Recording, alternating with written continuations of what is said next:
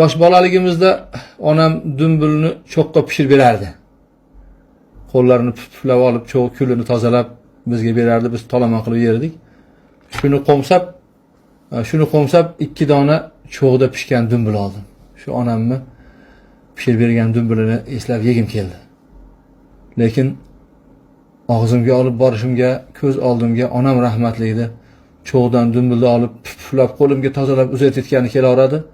Hiqillab yig'layman, bo'g'zimga tiqiladi yig'im. Og'zimga solib dumbulni yeya olmadim, og'zimga olib olmadim. Ko'chani o'rtasida dodlab, oyilab yig'lagim keldi, oyijon deb yig'lagim keldi.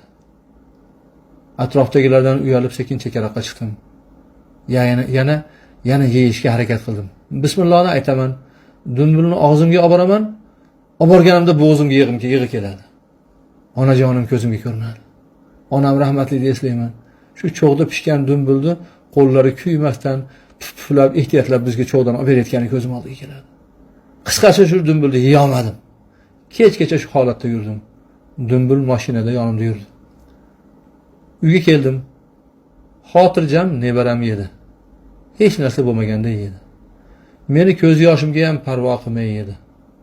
Xuddi men onamni cho'g'da kuygan qo'llariga qarab ham qo'ymasdan, parvo qilmasdan yeganimdek yedi.